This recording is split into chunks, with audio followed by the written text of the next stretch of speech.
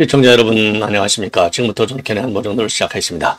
자, 이번 시간에는요, 맨 먼저 리얼미터 여론조사를 말씀을 드리겠는데요. 리얼미터 여론조사를 보면 윤 대통령 그리고 국민의힘은 모두 좀 올라갔어요. 자, 그런데 민주당은 계속 떨어지고 있습니다. 자, 왜 그러겠습니까? 바로 이 사법 리스크의 최대의 왕자죠. 단군 이래 최대의 인간이 바로 이재명인데, 이런 인간이 말이죠, 연임하겠다고 난리를 치니 우리 국민을 무시해도 유만 무수죠. 자, 그래서 자, 이 이재명 요거 반드시 아웃시켜야 되겠는데, 요 지금 아웃시킬 수 있는 유일한 수단은요, 압박을 가하는 여론 요거밖에 없어요. 그 다음에는 이제 사법부 조의대, 이 사법부가 재판을 빨리빨리 진행하는 것이고, 그리고 이제 이원석 검찰총장은 이제 9월 15일 날 떠나는데, 떠나기 전에 이재명에 대한 남아있는 이 기소거리들, 지금 제일 큰 게 정자동 호텔 사건이지 않습니까? 요거를 지금 이제 이원석이가 왜 이 기소를 안 하는지 알 수가 없다라고 하는 불만이 제기되고 있습니다. 자, 그래서 이러한 이 압박과 이 사법 처리, 요 두 개의 이 칼을 가지고 이재명이를 딱 제껴 버려야만이 이 나라가 살 수 있는 나라가 되지 않느냐. 그러니까 떨어질 수밖에 없다는 것이죠. 예. 그래서 이재명에 대한 이재명이가 이끄는 이 민주당, 완전히 설 땅이 없도록 만들어야 될 것이 아닌가, 이렇게 생각이 듭니다. 그래서 여론조사 내용을 말씀을 드리겠고요. 그 다음에 뭐니 해도 여러분들 보니까, 제가 방송을 해보니까 별로 반응이 신속지는 않지만, 여하튼 트럼프 대통령의 암살 범이 누구인지 지금 이해가 안 가는 게 말이죠, 이 고등학교 때 수학하고 과학을 잘했대요. 그래서 이 상금 500불을 받을 정도로, 액수는 뭐 그렇게 크진 않지만 어쨌든 자기 학교에서 지금 이제 수학과 과학을 굉장히 잘했는데, 근데 친구들하고 이렇게 사이는 좋지 않았다. 조금 외톨이적인 성격을 가지고 있었고, 공화당원이었지만은 민주당 계열 이런 단체에 기부도 하고 말이죠. 이런 성향을 갖고 있는데, 여하간 현재까지 수사 내용으로 보면은 지금 이 크룩스라고 하는 범인의 20세 미 펜실베니아 거주민, 이런 단독범행이다, 이렇게 지금 이 FBI에서는 결론을 내리고 있다고 하고요. 지금 바이든이 상당히 비상한 국면에 처해 있지 않습니까? 그러다 보니까 연속 이 사건 발생 이후 3번씩이나 대국민 연설 성명을 발표하고 있는 그런 상황이다. 그래서 여러분께서도 요 사건의 추이는 왜 중요하느냐? 이게 이제 우리 대한민국도 지금 정치인들한테로 이 사각지대가 아니에요.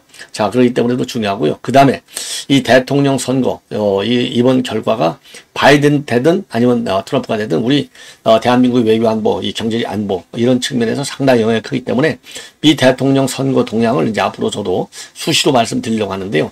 그런 이해하는데 좀 영향을 주기 때문에 굉장히 중요하게 저는 다루고자 합니다. 자, 그 다음에는 이제 민주당 소식인데요. 지금 민주당 여러분들 잘 아시다시피 돈봉투 사건과 관련해서 검찰이 총선이 끝나자마자 소환 통보장을 냈어요. 총선 들어가기 전에도 소환 통보를 했는데 일체 응하지 않았습니다.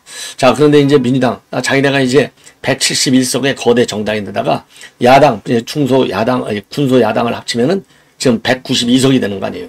자, 그러다 보니까 눈에 보이는 게 없어요. 한마디로 얘기해서. 체포 아무리 소환한다 해도 응하지 않아. 그래서 지금 검찰 내부에서는요, 네 번째 소환장을 한 번 더 보내느냐, 아니면 바로 체포 동의안을 보내느냐, 요거를 가지고 논란이 지금 내부적으로 논의를 하고 있는데요.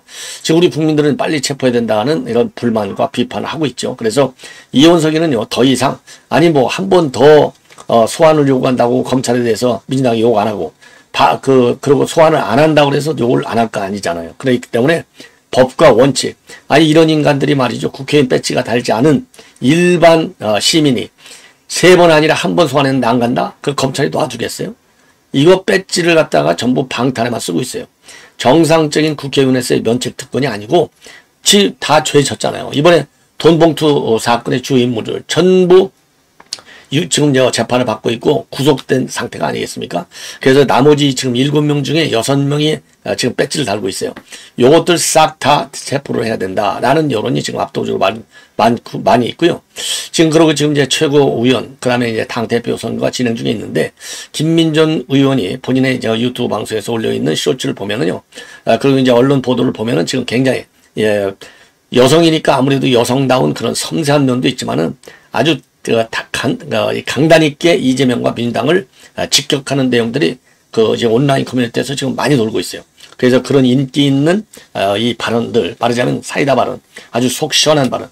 이 국민의힘이 싸움질을 할 줄도 모른다 그랬는데 이 김민전 의원이 제대로 싸움을 할 수 있는 능력과 자세와 전략적 마인드를 가지고 있는 것 같아요.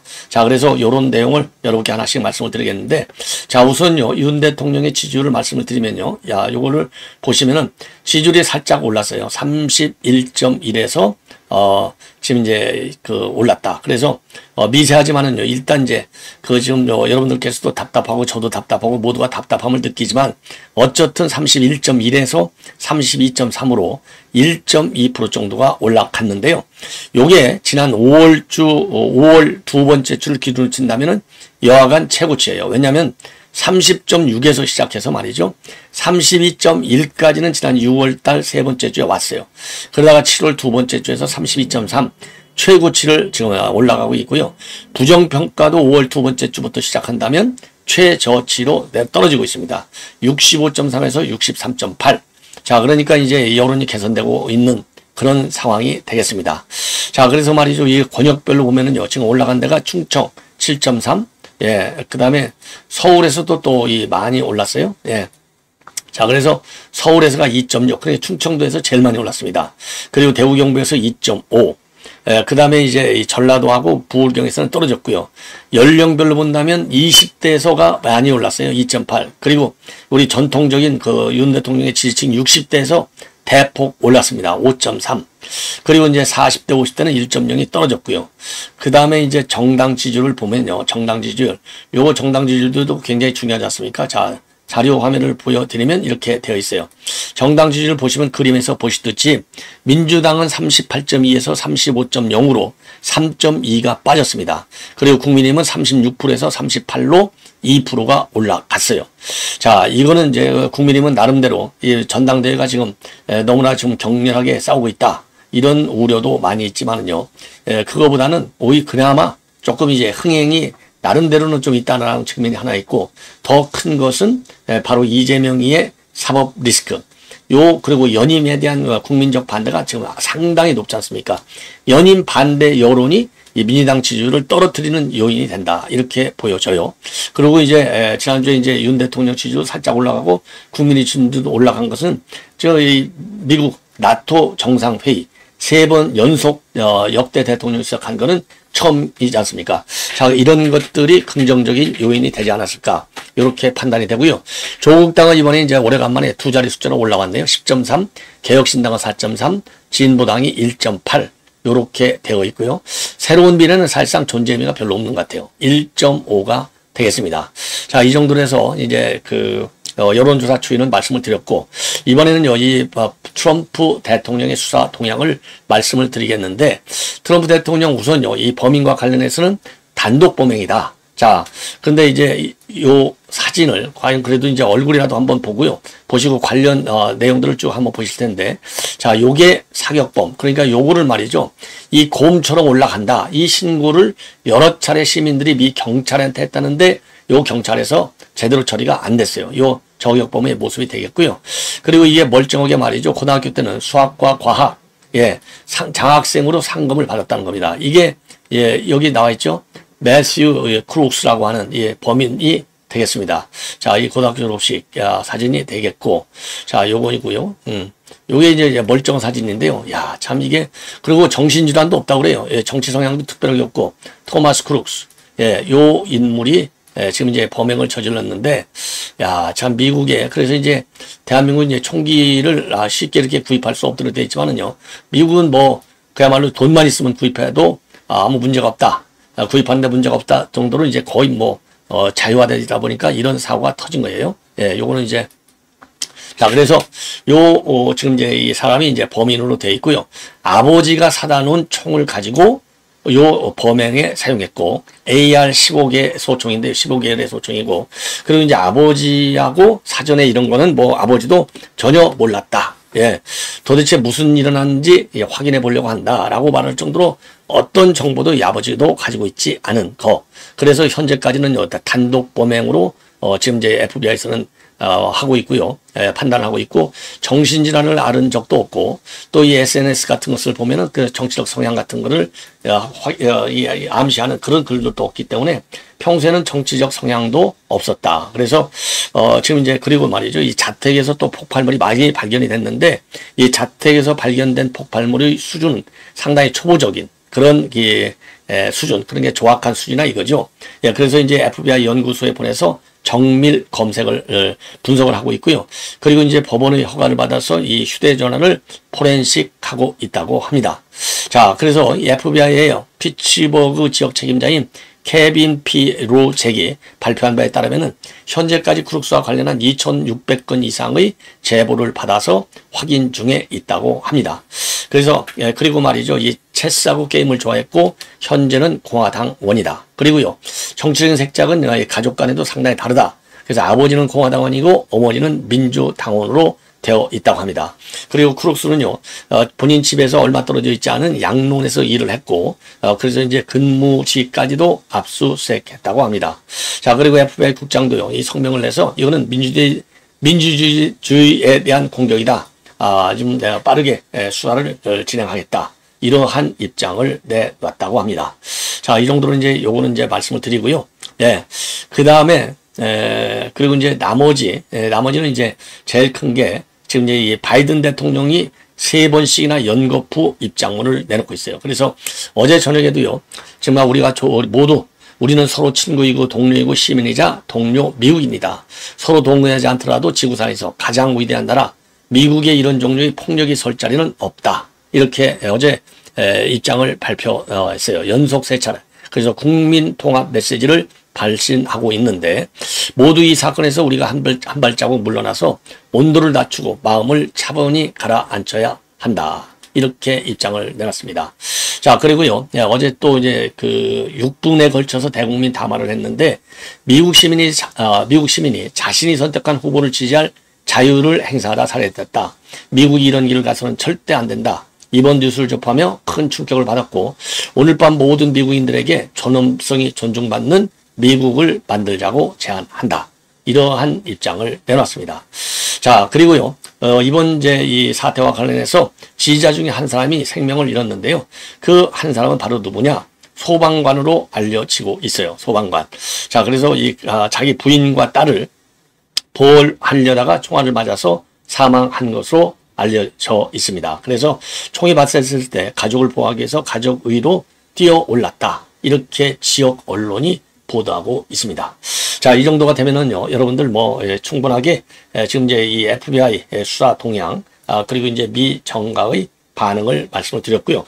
그 다음에 이번에는요, 지금 이제 돈봉투 사건과 관련된 지금 이제 이 검찰 내부 동향을 말씀을 드리겠는데요. 자, 여러분들 모두에도 말씀드렸듯이 이 돈봉투 사건, 지금 전부 유죄 판결을, 윤관석이를 비롯한 그 관련자들, 구속돼서 재판을 받고 있는 인물들이 1심에서 전부 다 유죄 판결을 받았어요. 그러니까 이 유죄 판결자들이 돈을 뿌려준 걸 그걸 받아서 받아먹었잖아요. 이게 그러니까 정자법조는 뇌물. 요걸로 다 걸려드는 거 아니에요? 그러니까 이 사람들도 유죄임에는 틀림이 없는 상황입니다. 자, 그래서 총선 전 때부터 계속해서 소환 통보를 했는데 일체 응하지 않았어요. 그래서 지금까지 총선 전에 그리고 총선 이후 합쳐서 3번에 걸쳐서 좀 나와달라라고 독촉하는 요구를 했지만은 아무도 응하지 않고 있습니다. 왜냐? 지금 이제 소환 대상자가 총 7명인데 1명은 지금 박영수 대전 유성이죠. 박영수만 떨어지고 나머지 6명은 다 됐어요. 그러니까 배지를 갖고 있다 이거죠. 나는 특권론자다 이거죠. 면책특권. 자, 면책특권을 이건 딱 필요할 때, 불가피할 때 쓰는 것이지 아무 때나 쓰라고 방탄용으로 쓰라고 부여해준 헌법상의 권한이 아니에요. 그래서 장기표 신분명 연구원장이 주장했듯이 요거 특권 내려놓는 이 개헌은 반드시 이루어져야 된다고 저는 생각합니다. 자, 그럼에도 불구하고 요걸 세워서 이제 방탄하다 보니까 4번째 소환장을 발부하는 게 좋냐, 아니면은 바로 체포하는 게 좋냐, 요거 가지고 검찰 내부에서 논의가 진행되고 있는데, 그래서 지금요, 이제 소환 더 청구해봐야 뻔한 것이고, 소환을 한번 했다라고 하는 해서 여론이 대대적으로 올라가느냐, 또 안 했다고 해서 여론이, 체포동의한테 된 여론이 나빠지느냐, 아니다. 원칙적으로 강하게 나와야 된다. 그래서 제가 보기에는 저도 주변에서 이제 사람들한테 얘기 듣고 법조계 인사들 얘기 들어오면 4번씩이나 소환 통보를 갖다가 하는 것은 검찰의 무능과 그리고 의지의 빈약함을 드러내는 것으로 검찰이 더 치졸하게 보인다. 그래서 지금 민주당 측에서 얘기하는 대로 검찰이 자신이 없으니까 돈 봉투 이게 큰 문제가 아니니까 저렇게 재고만 있는 건 아니냐. 겁박하는 것이다. 치졸한 것이다. 이런 비판적 여론이 압도적으로 더 많아요. 그래서 검찰 내부에서도 바로 체포동의안을 발의하자. 예, 그래서 체포동의안을 발표해가지고 그 국회 동의에서 무너지고 안 무너지고는 그건 그들의 책임이다. 그래서 일단 강행하자라는 여론도 상당하다고 합니다.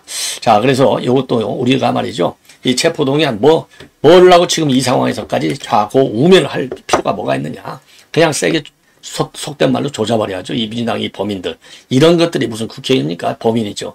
예, 이거 제대로 수사하라는 이런 압박을 말이죠. 이 검찰 측에 더 이상 이원석이는 이원석이 아무 죄 없는 김건희 여사를 갖다가 5월 말까지 결론 내라.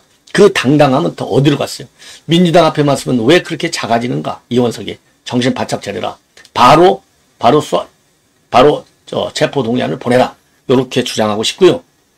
그리고 마지막으로 이 김민전 의원이 지금 그 합동연설에 다니면서 말이죠. 그리고 이제 이 언론들과의 인터뷰 이렇게 하면서 내놓는 발언이 우리 자유우파 국민들이 딱 간지러워하는, 듣고 싶어하는 그런 투쟁력, 전투력, 요거를 우리가 보고 싶잖아요. 요거를 아주 잘하고 있어요. 그래서 이 핵사이다 발언이다. 그래서 말이죠. 온라인 같은 데서도 상당히 지금 많이 나오고 있어요. 그래서 요 내용을 여러분께 제가 이제 보도해 드리겠는데요.